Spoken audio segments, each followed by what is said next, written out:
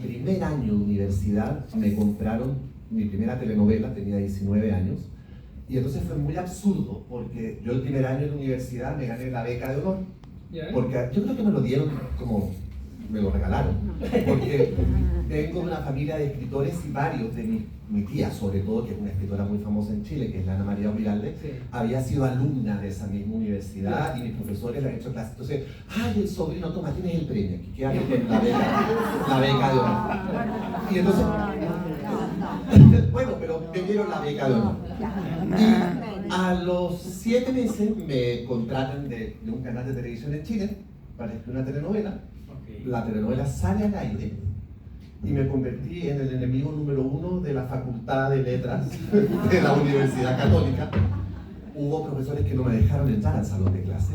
De hecho, hubo 2 profesores, semántica y gramática diacrónica, que yo tenía que dar los exámenes parados en el pasillo, afuera, porque no iban a permitir que alguien que escribía telenovelas entrara a su salón de clase. No lo dejes ver tus series. No, sí, lo más divertido de todo es que volví años después a un premio que me dieron. Esta vez sí a mí, y eran los más entusiastas en darme el premio. Pero bueno, la vida es así. El tercer acto siempre es el más entretenido. Y entonces durante mucho tiempo lo pasé muy mal, porque vivía como en esta doble militancia de escribir libros. Y entonces cuando escribía libros, los de la universidad me odiaban. Pero entonces cuando escribía literatura, los de la televisión me odiaban. Pero, y ahora se cree mucho. Claro, ahora se siente inteligente porque escribe libros. Y yo sentí durante un buen tiempo que tenía que elegir. ¿En serio? Sí, que tenía que elegir, pero mi instinto y mi vocación y mis tripas no me dejaban elegir, porque me gustaban las dos cosas. Hasta que, bueno, llegó un momento, y esa es la maravilla de ir envejeciendo, en que te deja de importar lo que los otros piensan de ti. Y decidí así como, no sé, Scarlett O'Hara como decidió con la zanahoria en la mano que no iba a pasar hambre. Yo decidí con un bolígrafo en la mano que yo iba a usar eso como un superpoder. O sea, que ese iba a ser mi superpoder, el poder generar historias audiovisuales entretenidas, adictivas, complejas, porque además siempre en la literatura, en la literatura audiovisual, en el mundo audiovisual, me gusta hacerme cargo de temas complejos, de temas incómodos, me gusta hacerme cargo de temas sociales. Y entonces yo podía hacer eso, y al mismo tiempo podía escribir libros para niños, para jóvenes, para adultos, y decidí que los iba a mezclar.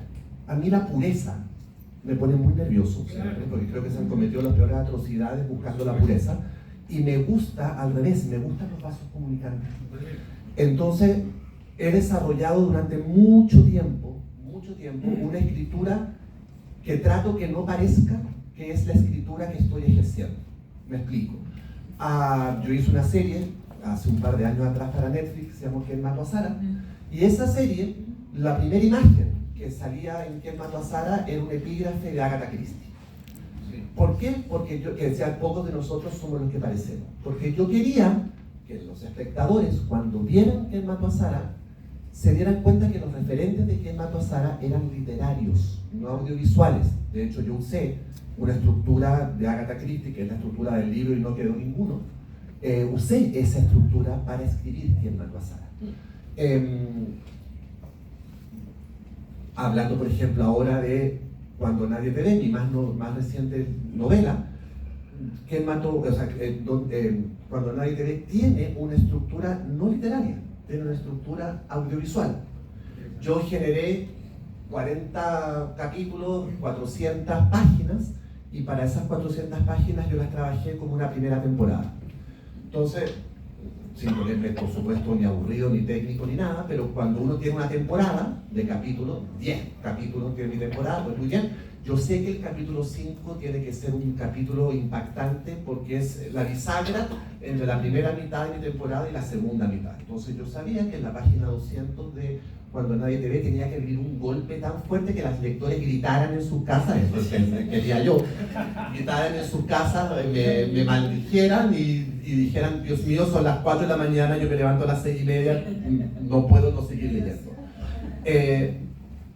Creé el libro igual como se crea un thriller audiovisual, por el último capítulo. Cuando uno escribe un thriller, uno escribe, no físicamente, pero mentalmente uno escribe el último capítulo. O sea, uno tiene que saber quién mató a Sarah, por qué mataron a Sarah, en qué condiciones fue la muerte de Sarah, qué cosas hubo que pasar para que mataran a Sarah. Cuando uno tiene eso clarísimo, viene la parte más entretenida, que es inventar todo lo falso.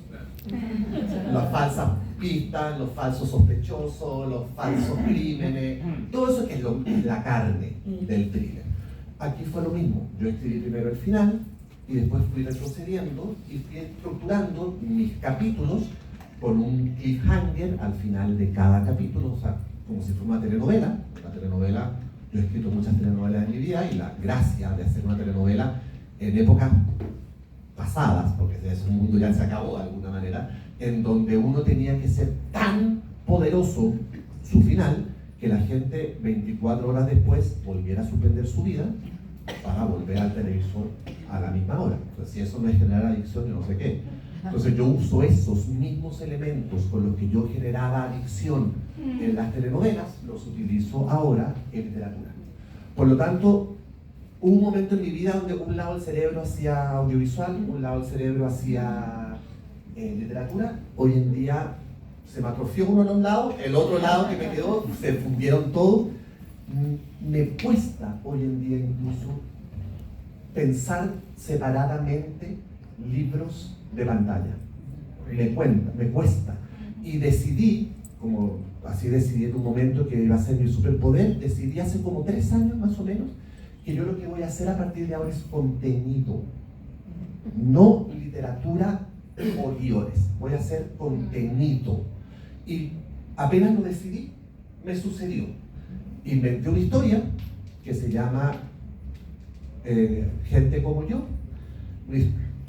una historia que no era nada, era una historia, y esa historia me la compraron para hacer un podcast, una audioserie. La compró Storytel y salió hace como 4 años atrás, una audioserie que tú la bajas, haces download, la escuchas y te cuentan una historia muy bonita.